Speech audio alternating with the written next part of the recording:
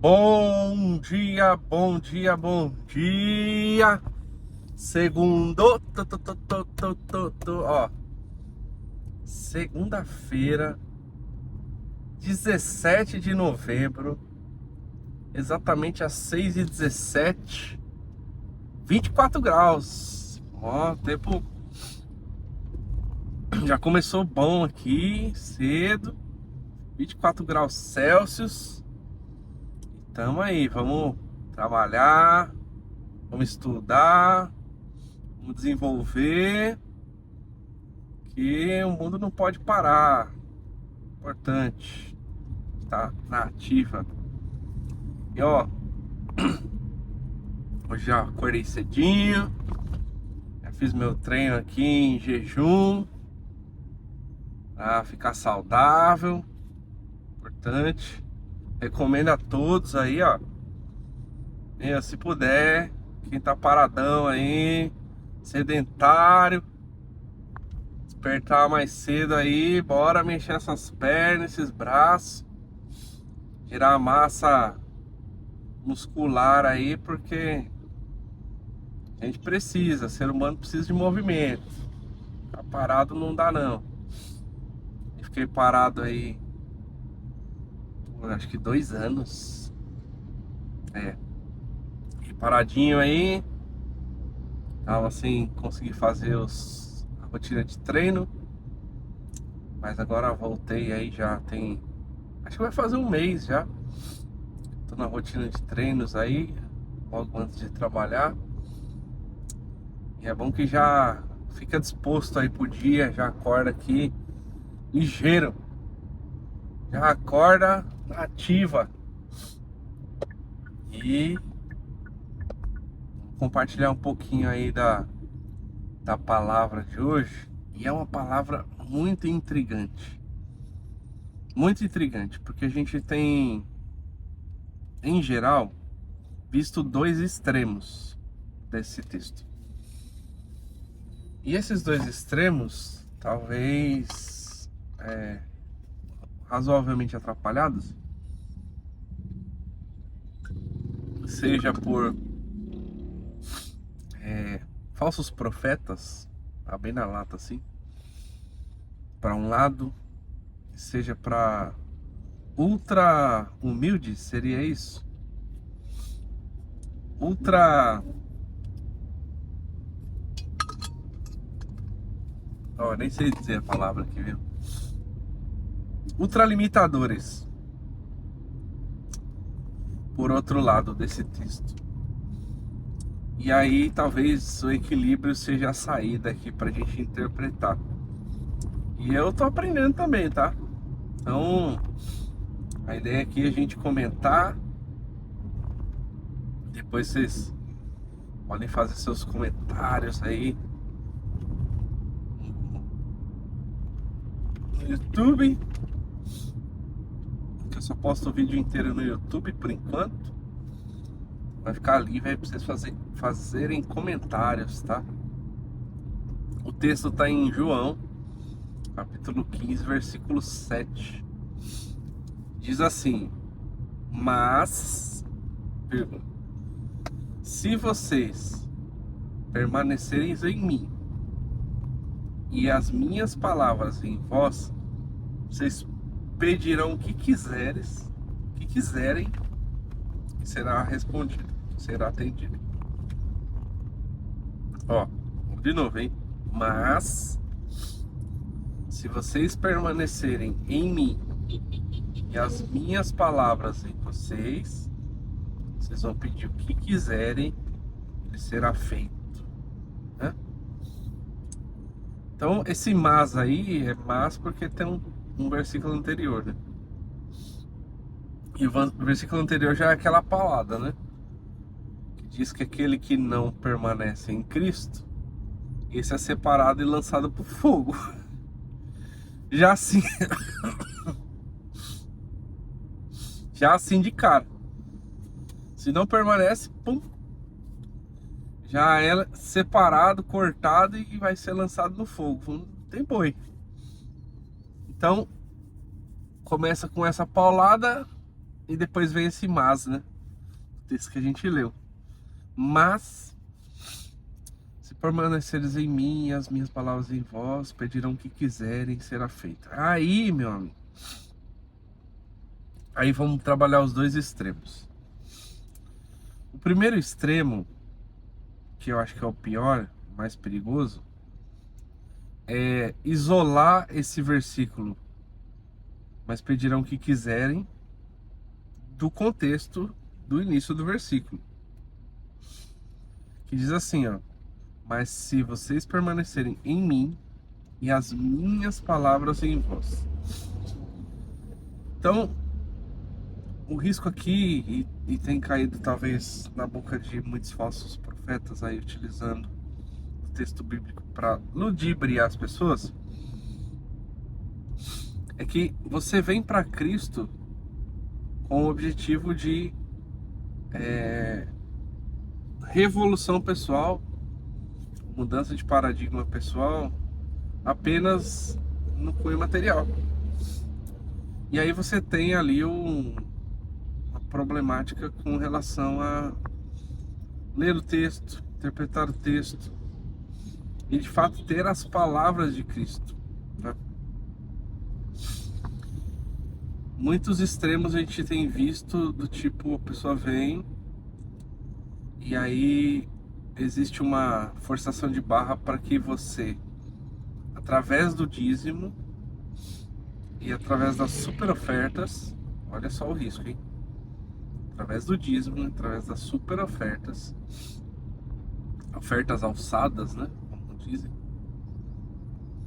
você é como se, na visão desses falsos profetas, você ganhasse um direito, como se você estivesse comprando essa autorização de pedir o que quiser para Deus, que pode fazer todas as coisas. De fato, Deus pode, né? Deus pode fazer todas as coisas. Mas o ponto é, qual parte do versículo você quer?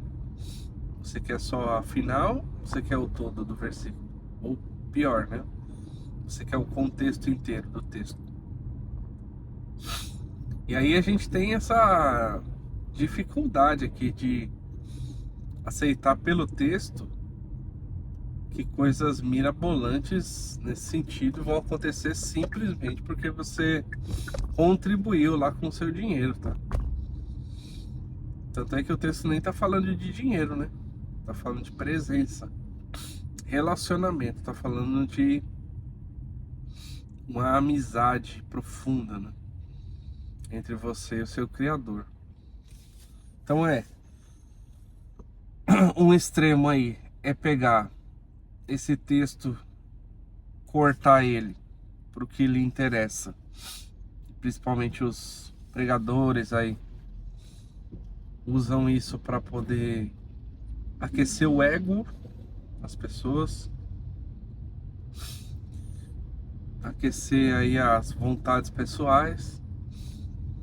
E aí a pessoa vem para um evangelho, entre aspas, né, com um outro objetivo. E aí acaba, e às vezes até se frustrando, né? E para alguns poucos dá certo, talvez pelo seu ímpeto, sua própria motivação dá certo alguma coisa, mas talvez para a grande maioria não dê. E aí gera-se uma frustração, né? Ah, mas eu fui porque me falaram que na Bíblia está escrito que tal coisa. Então a primeira lição aí é: estudem o texto. Não se limitem só àquele que está falando para vocês. Seja num púlpito, num palanque, seja na internet, seja numa missa, onde quer que for. Não se limitem aí a apenas o que é dito. É importante você ler no texto. E se o texto disser que é isso mesmo, aí sim, o texto corrobora, né? Entenderam? Fica a dica. Mas o perigo aqui é o que isso provoca nas pessoas, né? desperta aqui talvez uma ganância, desperta talvez um desejo árduo aí de crescer exacerbadamente, sem nenhum fundamento, né? E aí o duro é que pessoas frustradas com isso não se frustram muitas das vezes com o pastor, que foi coach, quem, quem provocou, né? Mas a pessoa fica frustrada com Deus, que não tem nada a ver com isso, né? Fica frustrada com o evangelho, que pouco tem a ver com isso também. Então, acho que o primeiro alerta aqui é: cuidado com essas mensagens que te colocam no pedestal e você é o centro de todas as coisas, tá? Cuidado. Não é bem assim. Somos criaturas amadas por Deus, feitos filhos de Deus, por intermédio de Jesus Cristo, na ligação nova, né, entre homens e Deus, a partir da cruz e da ressurreição. Mas tem gente que acha que Deus tem que fazer o que ela quer. E não é bem isso que o texto está dizendo. Não é bem isso que o texto está dizendo. Então esse é um extremo, né? A pessoa foi lá, leu um pedaço, e aí ficou limitada a esse pedaço e criou para si uma utopia, né? Que é, eu vou lá na igreja, e aí, como eu falei, os falsos profetas ligam textos cortados, juntam eles para fabricar uma ideia, e aí a pessoa vai lá e acha que porque ela faz tal coisa, então se eu pedir o que eu quiser, Deus vai dar. Aí o outro extremo é o não pedir nada, né? Esse outro extremo é complicado, porque não é isso que o texto diz também. O texto está dizendo assim, ó: mas se vocês estiverem em mim e a minha palavra em vós, aí tal coisa, né? Aí segue. E aí tem gente que vai falar assim: olha, se a palavra de Deus está em você, então você não precisa pedir nada. Ou pior, tudo que acontece é porque ia acontecer mesmo. Algo definidor, né? Um destino traçado, uma história já escrita, né? Tem vários textos que Deus vai colocar à prova a questão da escolha humana. E eu tô bebendo bastante água porque eu tô achando que o ar tá seco aqui. São Paulo, ar seco é comum, né? Poluição e tal, então tem que beber aguinha aqui pra hidratar. E eu tô no túnel aqui ainda. Aí, meu amigo. Aí é poluição fechada, né? Mas vamos lá, vamos voltar aqui pra mensagem. Então tem uns que imaginam que tudo que acontece é porque tem que acontecer mesmo. E não pedem nada, né, também. Aí é o extremo. Não, a palavra de Deus é suficiente para eu entender que tudo já está definido. Aí você pega, por exemplo, Deus falando com Caim. Você pega Deus falando com o povo de Israel. Você pega Jesus falando com o jovem rico. E nesses momentos, Deus está propondo uma escolha, né? Para eles. E se Deus é verdadeiro, então a escolha, a opção de escolha é verdadeira. Porque se Deus está propondo uma opção, uma escolha, mas na verdade tudo está determinado, então aquelas passagens seriam mentiras, né? E não é isso que a gente entende de Deus. Deus é verdadeiro. Então, se o texto está dizendo que tem escolha, né? Aí vai falar, pecado jaz à porta.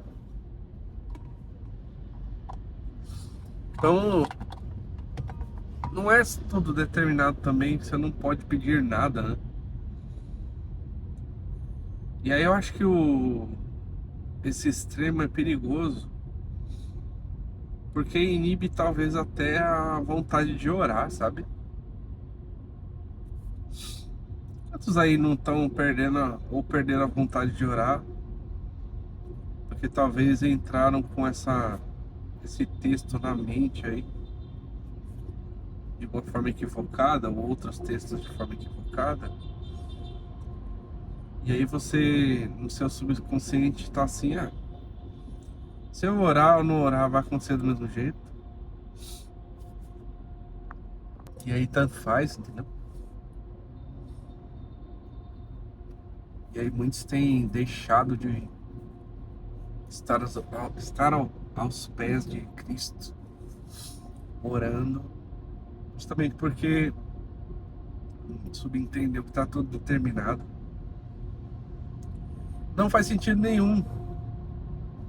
A Bíblia fala para orar sem cessar, né? Então,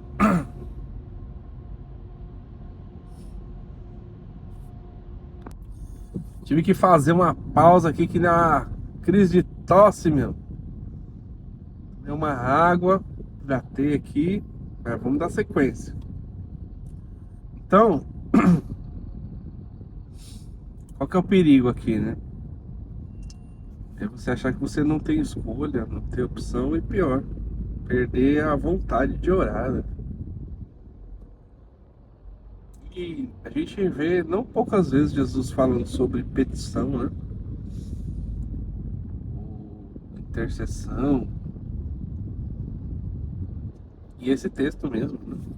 Em João.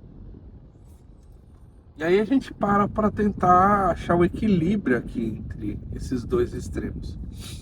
Um é, eu vou simplesmente pedir tudo que eu quero e Deus tem que fazer, porque eu faço minhas ofertas, meus dízimos.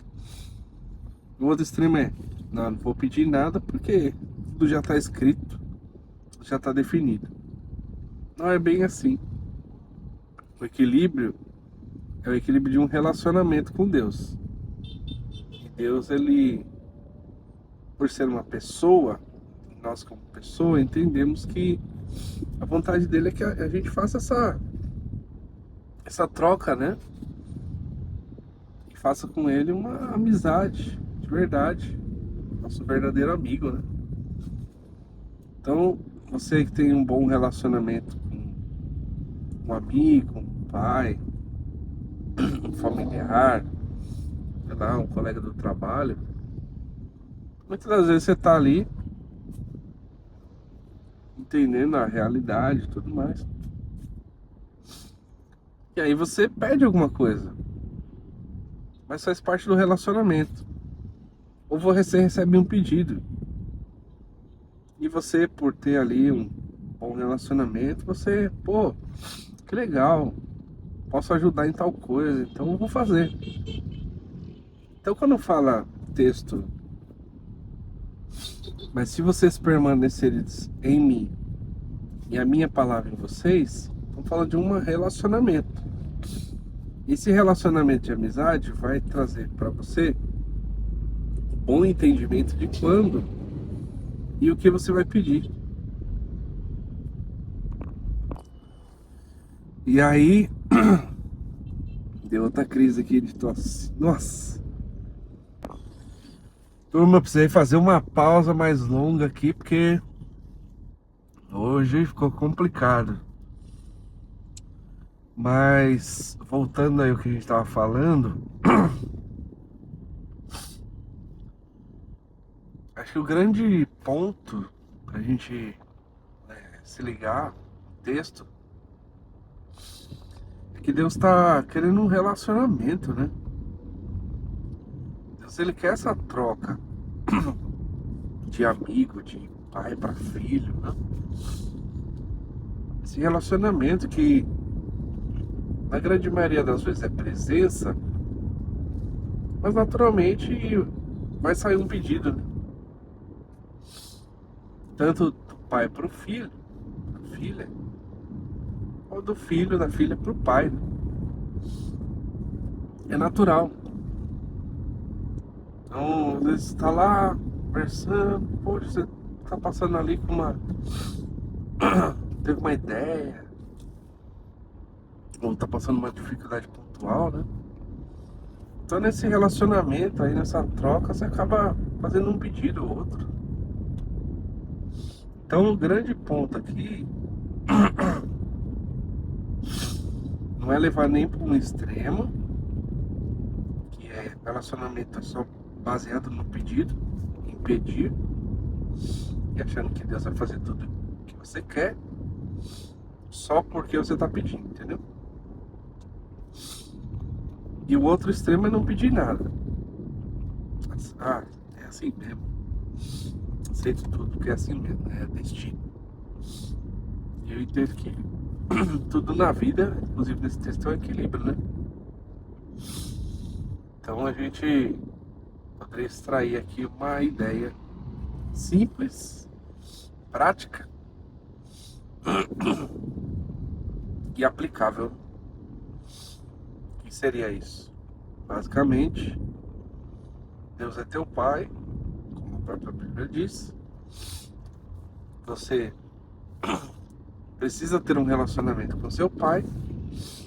E desse relacionamento tão sadio, vão brotar oportunidades de você fazer algum pedido ou outro, para alguma questão particular, por outra pessoa.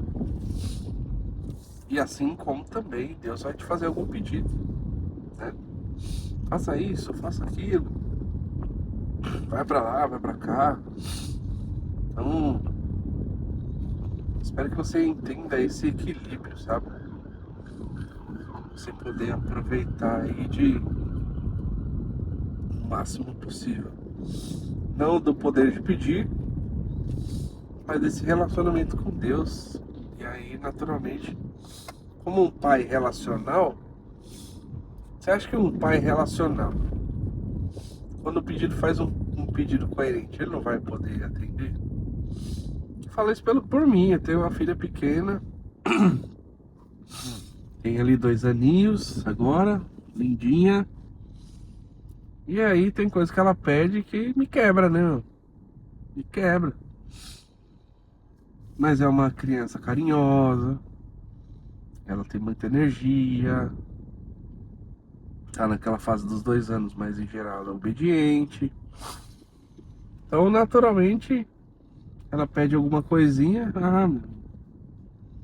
E como o próprio texto de Mateus lá diz, que se você que é pai e é um ser humano pecador, dá coisas boas aos seus filhos, quem dirá Deus, né? Como pai excelente. Então, fica aí essa dica. Se relacione com Deus como pai.